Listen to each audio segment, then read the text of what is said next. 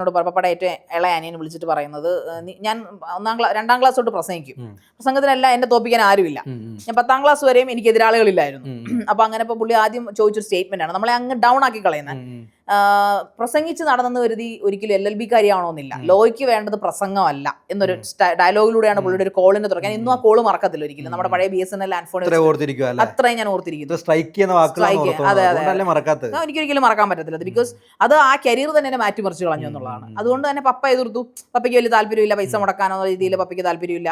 അമ്മ പറഞ്ഞു നിന്റെ പപ്പ, അമ്മ അങ്ങനെയുള്ള അമ്മയ്ക്ക് വരുമാനമില്ല, അപ്പൊ പപ്പ തീരുമാനിക്കട്ടെ എന്ന രീതിയിലായി. അപ്പൊ പിന്നെ പറയുന്നത് വലിയ TTCക്ക് പോയി. എനിക്ക് ജീവിതത്തിൽ ചിന്തിക്കാൻ പറ്റാത്തൊരു കാര്യം ടീച്ചറാവുന്നത്, TTC. പക്ഷെ അമ്മയ്ക്ക് ഇഷ്ടമായിരുന്നു ഞാൻ ടീച്ചറാണ്. അതുകൊണ്ട് എനിക്ക് വാശിയായി, ഞാൻ ഈ ജന്മത്തിൽ ഒരിക്കലും ടീച്ചർ ആവത്തില്ല. കാരണം എന്റെ LLB സ്വപ്നങ്ങൾ തല്ലി തകർത്തവരാണ്. അപ്പൊ അതുകൊണ്ട് തന്നെ എനിക്കതിൽ താല്പര്യമില്ല.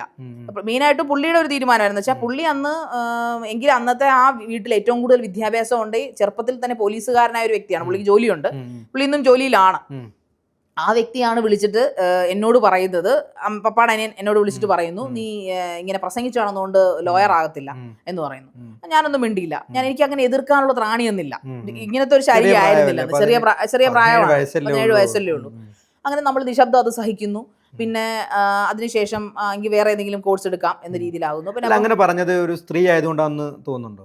തീർച്ചയായിട്ടും അന്നൊരു പെൺകുട്ടി ആയതുകൊണ്ടായിരിക്കാം അതെന്ന് പറഞ്ഞത്. ഇന്ന് ഞാൻ പറയും, കാരണം അന്നൊരു ആൺകുട്ടിയായിരുന്നെങ്കിൽ പുള്ളി അത് പറയുമായിരുന്നു. എനിക്ക് 100% പറയത്തില്ല. അഡ്വക്കേറ്റ് ആകാന്ന് പറയുന്ന വലിയൊരു പ്രൗഡി ആയിട്ടുള്ള കാര്യമായിട്ട് ചിന്തിക്കും. പ്രത്യേകിച്ച് അന്ന് കാലത്തിൽ ലോയർ എന്ന് പറയുന്ന വലിയൊരു കാലമാണ്. പുള്ളി ഒരു സ്റ്റേറ്റ്മെന്റ് എന്ന് പറഞ്ഞു, നിന്നെ കെട്ടിച്ചുവിടാനുള്ളതാണ്, കണ്ട പ്രായമുള്ള അഡ്വക്കേറ്റ്മാരുടെ അടിയിൽ പോയി കിടന്നുകൊണ്ട് അല്ലെങ്കിൽ അങ്ങനെ അവരുടെ പുറകെ കിടന്ന് ജൂനിയർ ആയിട്ട് അങ്ങനെ ഇതാവേണ്ട ആവശ്യമില്ല, കാലം കുറെ എടുക്കും എന്തെങ്കിലുമൊക്കെ ആകാൻ. പുള്ളിക്ക് എങ്ങനെ അളക്കാൻ സാധിക്കും നമ്മുടെ കഴിവിന്റെ അളവ്? അന്ന് ചിന്തിച്ചു. അതോടെ മനസ്സങ്ങ് മടുത്തുപോയി. പിന്നെ ഞാൻ പറയുന്ന, ഒരിക്കലും നമ്മളെ കുഞ്ഞുങ്ങളെ ഡിസപ്പോയിന്റ് ചെയ്യേണ്ട ഒരു പ്രായമല്ല, പ്രത്യേകിച്ചും ടീൻ എന്ന് പറയുന്നത്. ആ പ്രായത്തിൽ എന്ത് തൊട്ടാലും പറഞ്ഞാൽ ഇന്നിപ്പോ എന്ത് ചെയ്യുന്നു?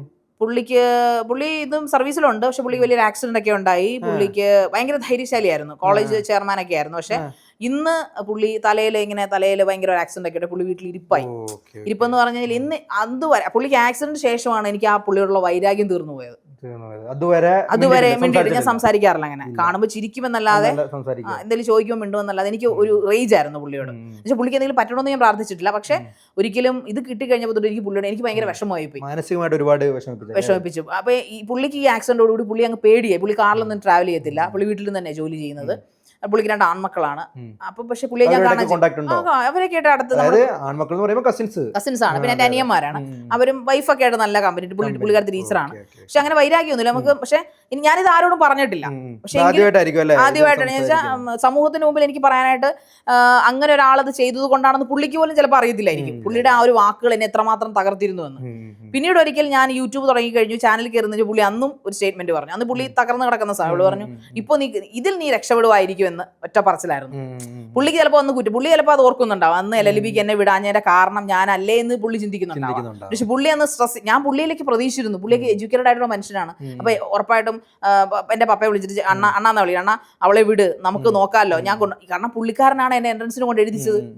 പുള്ളിക്കാരൻ എന്നെ എൻട്രൻസിന് കൂട്ടു വന്നിരുന്നതാണ് അന്ന്. പക്ഷെ താല്പര്യമില്ലാതെയാണ് വന്നതെന്ന് പിന്നീട് ഞാൻ അറിയുന്നത്, ഞാൻ മനസ്സിലാക്കിയത്. ആരും പറഞ്ഞതല്ല, ഇരുന്ന ആള് തന്നെയാണ് നിങ്ങളുടെ ഇതായി മാറി, പ്രധാനപ്പെട്ട ഒരു പ്രശ്നക്കാരായി മാറിയത്. പുള്ളിക്ക് ഇങ്ങനെ വലിയ ആക്സിഡന്റോട് കൂടി എനിക്ക് പുള്ളിയോടുള്ള ദേഷ്യം എങ്ങോ പോയി.